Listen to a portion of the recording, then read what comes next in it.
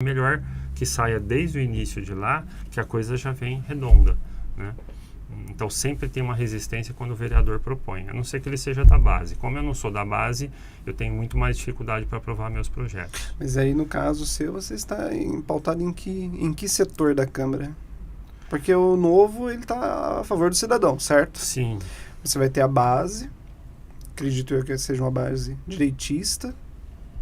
Depois tem o pessoal da esquerda, que é a oposição, e aí o novo fica no meio, por coincidência, levando tiro de todo mundo.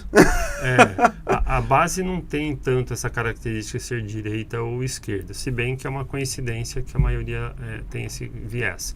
Mas a base, na esfera municipal, cada vereador tem a sua forma de atuar.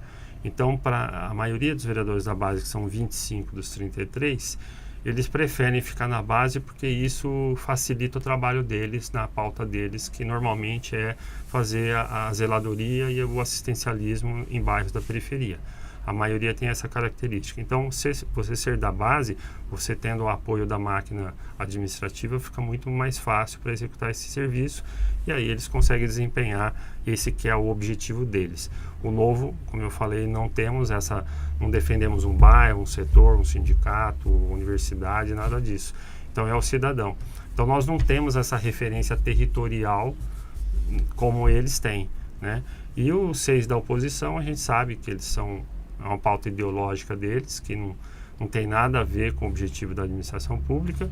Tirando os 6 da oposição e os 25 da base, sobra aí o Major Jaime, né? Então, são os Major Jaime é de qual partido? PP. PP. E então são os dois que não se encaixam em nenhum desses 2 blocos aí, né? E aí eu tenho essa dificuldade de aprovar os projetos, porque eu não atendo nenhum interesse nem de um lado nem de outro, e somos apenas 2 ali fora desses dois grandes grupos. Então.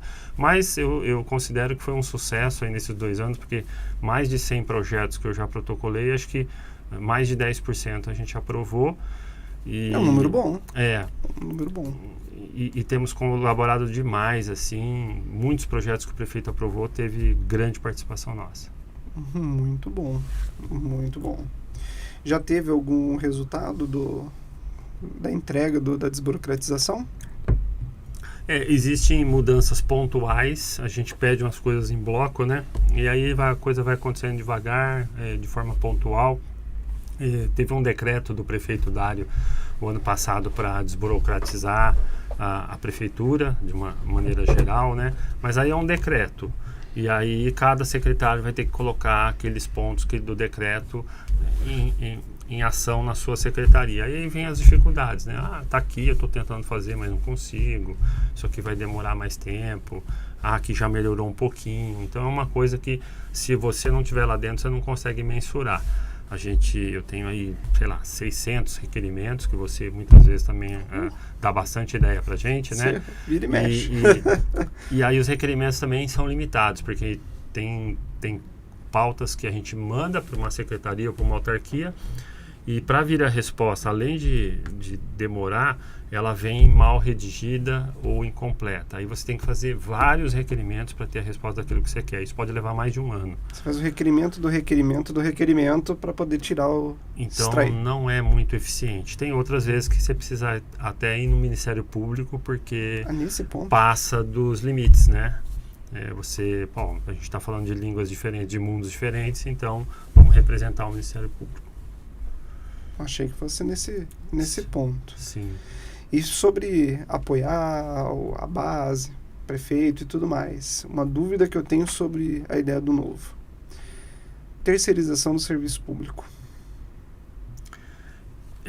A terceirização, como concessão, qualquer coisa que a gente queira trazer iniciativa privada para participar da administração, ela precisa ser bem estudada e avaliar os prós e os contras, né? Não existe uma regra definida em relação a nessa secretaria, para essa demanda, para esse hospital, para aquele postinho, ou para serviços públicos. A gente precisa avaliar. Normalmente a terceirização vem no sentido de baratear os custos para o pagador de imposto e tentar flexibilizar as regras, né?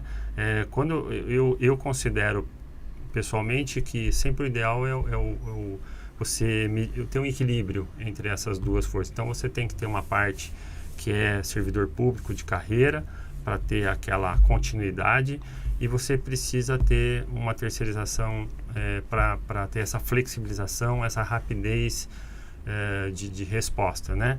E também barateamento. Então, um exemplo claro que ficou é que o presidente do Mário Gatti, o ano passado, numa das comissões, ele falou, perguntaram para ele, por que 100% não é servidor de carreira? Por que vocês precisam ficar terceirizando as equipes, os postinhos, etc.?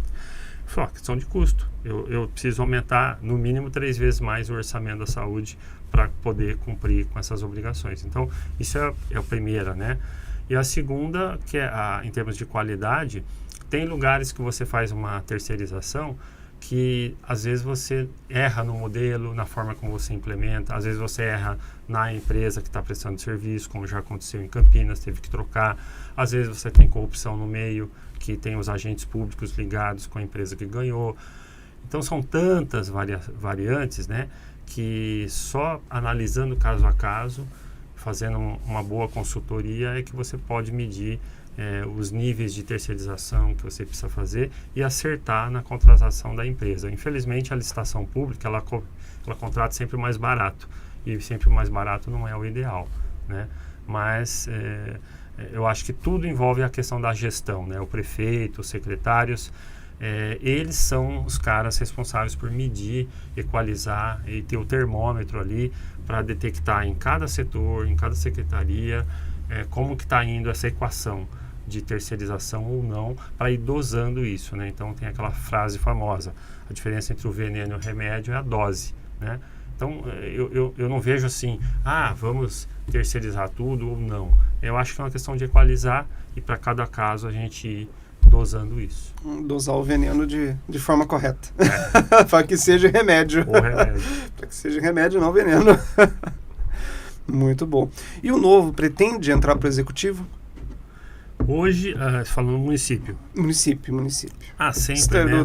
Na esfera federal já tivemos aí. Sempre. Só que a gente tem que ter em vista a realidade que sem a máquina pública, a gente fala assim, quem não tem a máquina não entra no executivo, né? O que significa isso?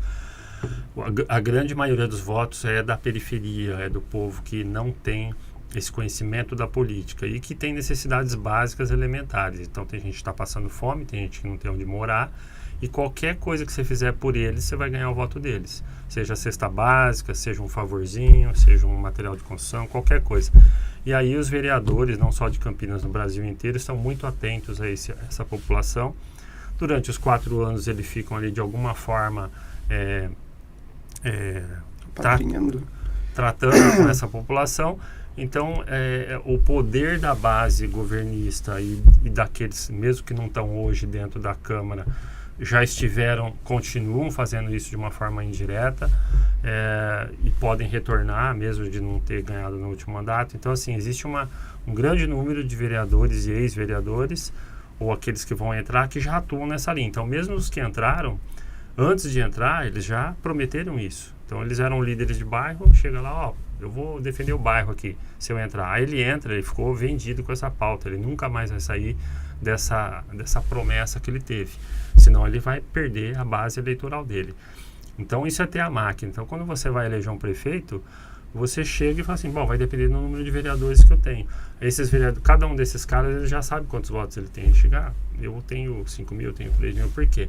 Porque ele sabe que se ele chegar lá e der cesta básica e tudo mais, ele vai ter o voto, o povo é fiel na votar. Isso é a máquina, isso é o peso da máquina. Então o vereador elege prefeito, elege deputado, elege governador, elege senador e elege presidente da República. Os vereadores, então o vereador é a figura política mais poderosa do Brasil, né?